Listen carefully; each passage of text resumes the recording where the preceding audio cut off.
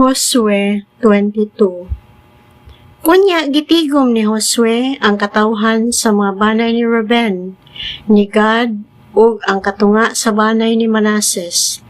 Giingnan niya sila, gibuhat ninyo ang tanan nga gisugo ni Moises nga alagad sa Ginoo, o gituman ninyo ang tanan kong sugo. Wala ninyo biyai ang inyong isig ka Israelita hangtod ni ining adlaw. Mabinantayon kamong mituman sa mga sugo sa Ginoo nga inyong Dios. Karon ang Ginoo nga inyong Dios naghatag sa inyong isig ka Israelita og kalinaw sumala sa iyang gisaan. Busa pamauli kamo sa yuta nga nag-iya ninyo sa pikas nga bahin sa Jordan nga gihatag kaninyo ni Moises nga sulugoon sa Ginoo.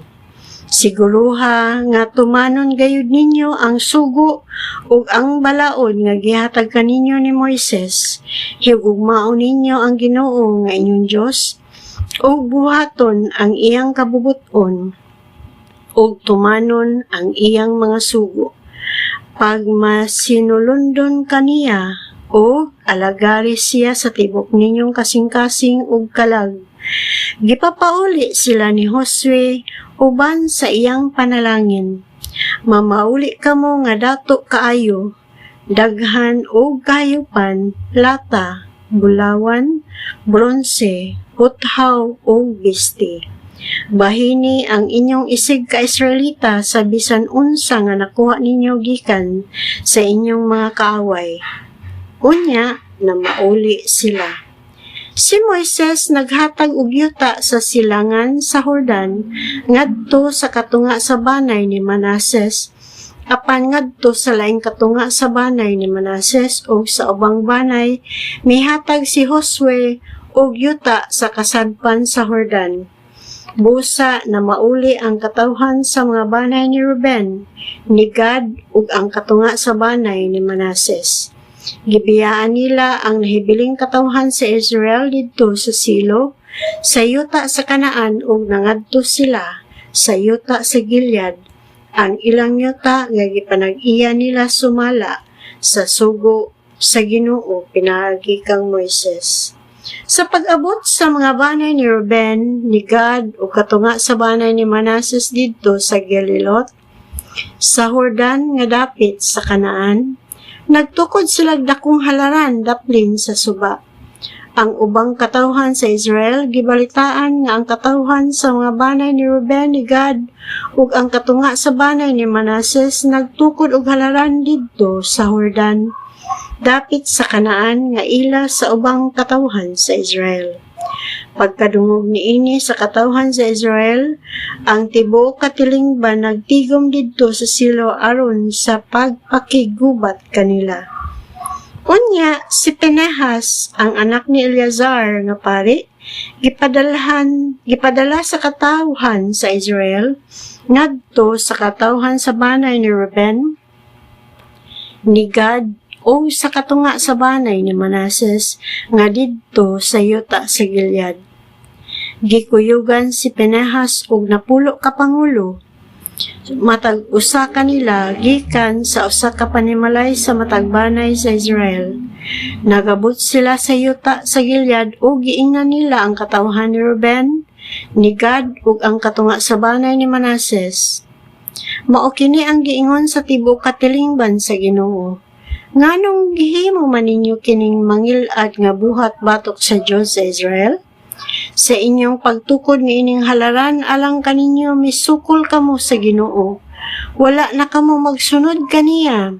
Hinumdumi ang sala didto sa Peor, sa dihang gisilutan sa Ginoo ang iyang katawhan. Nagantos pa kita sa sakit tungod ni atong salaa. Dili pa ba igo katong salaa? Dili na ba di ay kamo musunod karon sa Ginoo?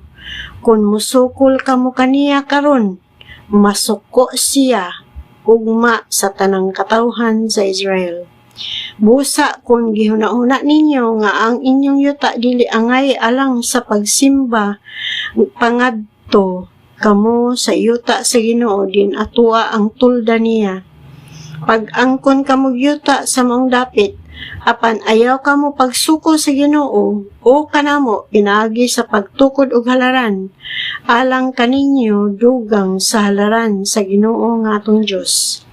Hinumdumi nga si Akan nga anak ni Zerah wala motuman sa sugo labot sa mga butang nga pagalaglagon ug ang tibuok Israel gisilutan.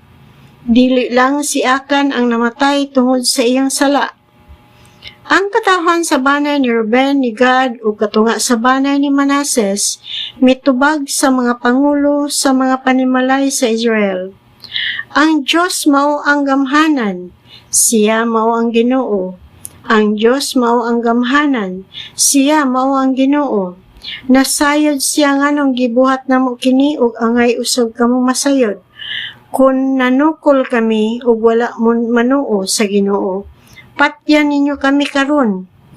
Kung gisupak namo ang Ginoo sa pagtukod namo halaran aron kasunugan sa among mga halad o magamit alang sa mga halad sa pakigdait, silutan unta kami sa Ginoo. Gibuhat namo kini kay nahadlok kami nga sa umaabot nga panahon ang mga kaliwat ninyo moingon sa among mga kaliwat, unsa may inyong labot sa Ginoo ang Dios sa Israel? Gihimos sa Ginoo ang Jordan, nga utlanan tali kanamo ug kaninyong katawhan ni Reuben ug ni Gad. Wala kamoy labot sa Ginoo. Unya tingali did-an sa inyong mga kaliwat ang among mga kaliwat sa pagsimba sa Ginoo. Busa nagtukod kami halaran dili aron pagsunog o paghimog mga halad, kun dili aron mahimong ilhanan alang kanamo o sa among mga kaliwat nga nagsimba kami sa Ginoo uban sa among mga halad o sa mga halad nga mananap nga sunugon og mga halad sa pakidait. Ang tuyo niini mao ang pagsanta sa inyong mga kaliwat pagsulti sa among mga kaliwat sa maabot nga panahon nga wala kami labot sa Ginoo. Amo kining hunahuna nga kun ugaling mahitabo kini makaingon kami. Tan-awa, ang among mga katigulangan naghimog halaran sama gayud sa halaran sa Ginoo. Dili kini alang sa pagsunog og mga halad o sakripisyo, kundili usa ka ilhanan alang sa inyo o sa among pundok. Dili gayud mahitabo nga musukol kami sa Ginoo o muhunong pagsunod. Sunod kaniya, karon pinaagi sa pagtukod og halaran alang sa pagsunog sa mga halad o sa mga halad nga uhay o sakripisyo. Dili kami magtukod og laing halaran gawas sa halaran sa Ginoo nga atong Dios nga anaa sa atubangan sa iyang tolda nga iyang puluy-anan. Si Pinehas nga pari ug ang mga pangulo sa katilingban nga uban kaniya, ang mga pangulo sa mga pamilya sa Israel, nakadungog sa gisulti sa katawhan sa mga banay ni Reuben, ni Gad ug ni Manases ug nalipay sila.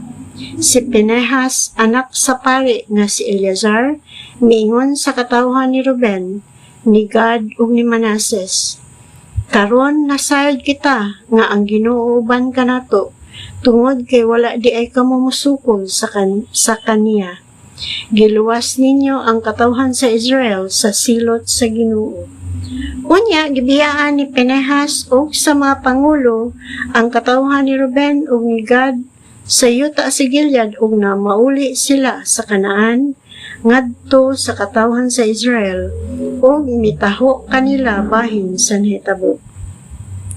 Nakalipay sa katawhan sa Israel ang ilang taho. Gidayeg nila ang Dios ug wala sila maghisgot mahitungod sa pagpakigubat aron magpaglaglag sa yuta nga gipuy-an sa katawhan ni Reuben ug ni Gad. Ginganlan sa katawhan ni Reuben ug ni Gad ang halaran nga saksi kay matud nila saksi kini kanatong tanan nga ang Ginoo mao ang Dios.